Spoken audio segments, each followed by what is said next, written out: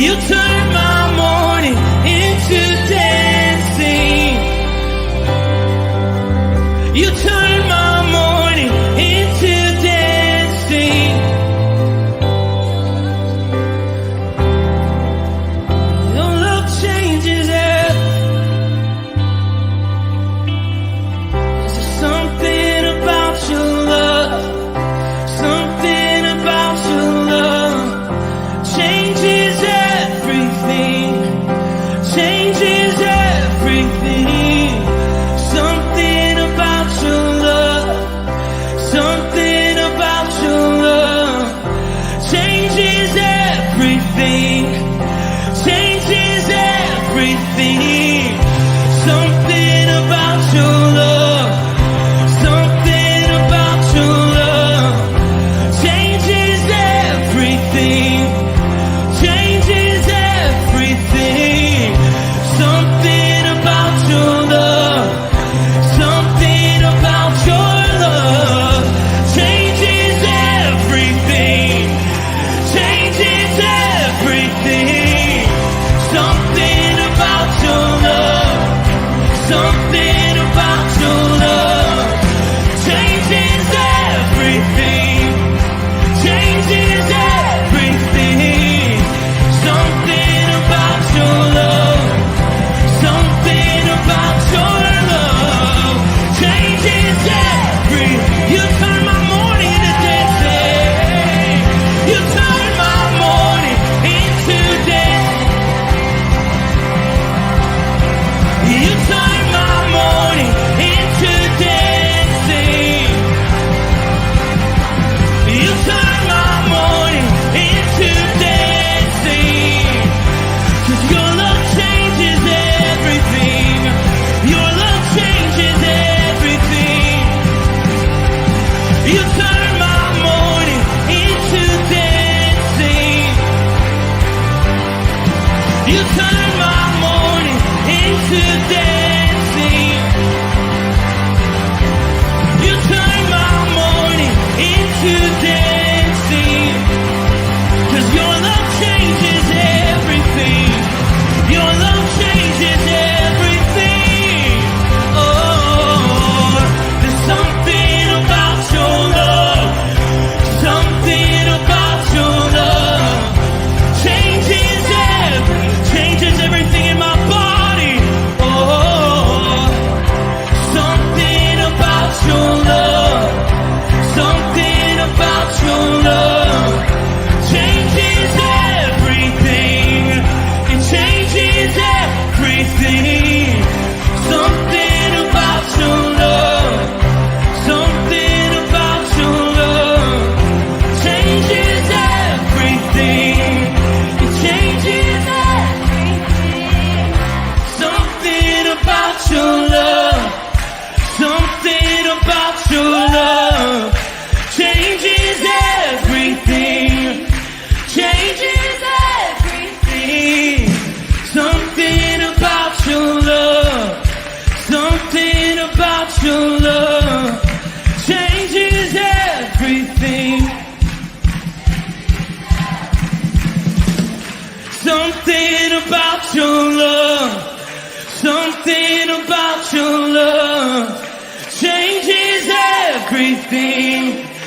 Changes everything. Something about your love. Something about your love changes everything. Changes everything. Something about your love. Something about your love changes everything. You turn my morning into dancing. You turn my morning into dancing.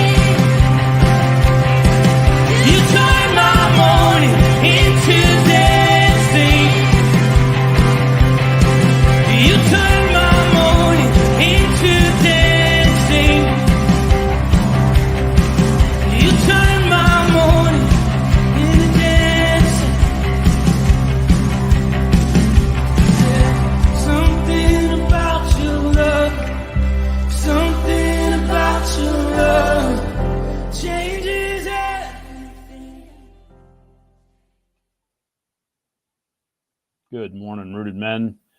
Pleasure to be with you this morning. Matt Ryan, Firmly Rooted Ministries, joining you on this Friday morning. Oh, looking at the unfinished project of my greenhouse in the backyard. I didn't think that'd be in the frame. Anyway, I'm always starting by talking about the wonder of God's creation, and it's just been so calm and quiet this morning. And this sunrise has this painted sky, and so I thought I'd join you from outside.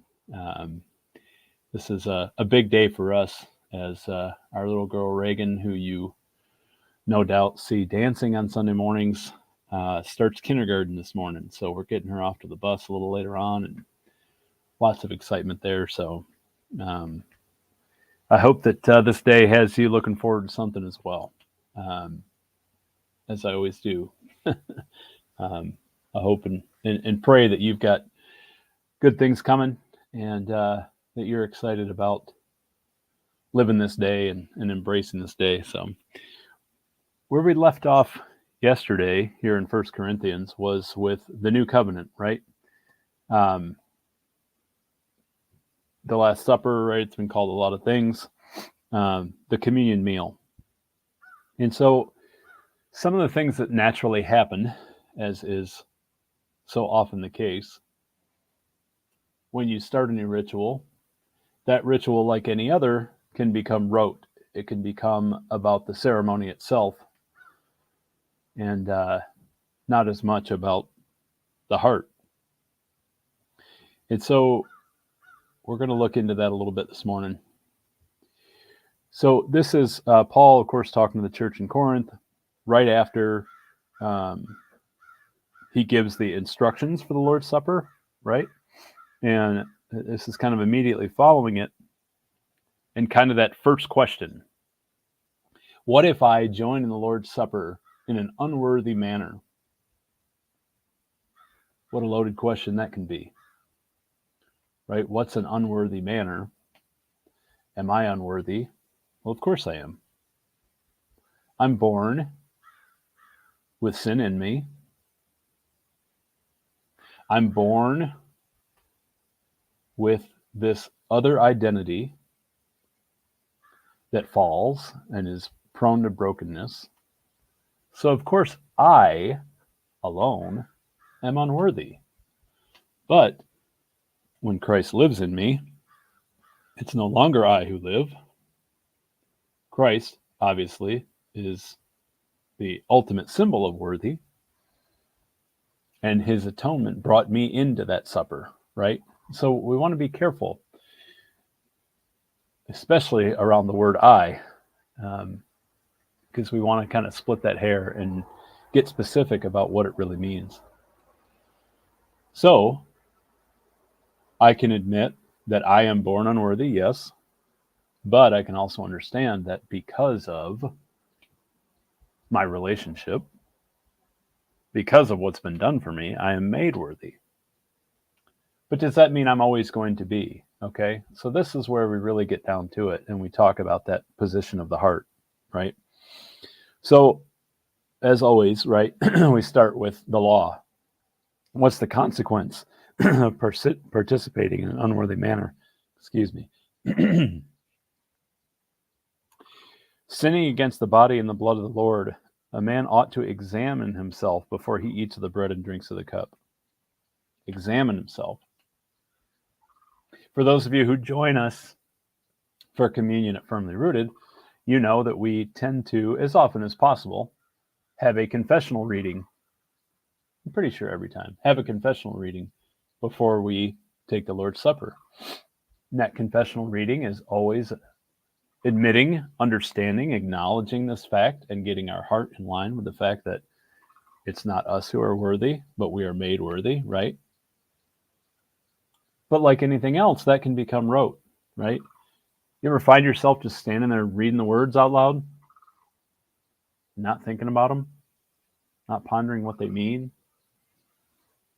That's what Paul's telling us to do here, right? A man ought to examine himself. Am I really thinking about what this reading is saying. Am I really coming with a contrite heart? Am I really genuinely acknowledging my sin? Am I genuinely recognizing the need for atonement, right? Is my heart in the right place? Now that can seem, I guess, daunting, right? And certainly can seem condemning, because I would venture to say that many of you, like me, have probably taken communion before when my heart was in the right place, when I was focused or distracted on something else, when I wasn't ready to give something up, or, if my wife and I were having some argument or something and I was carrying that with me, right? I don't think that condemns us.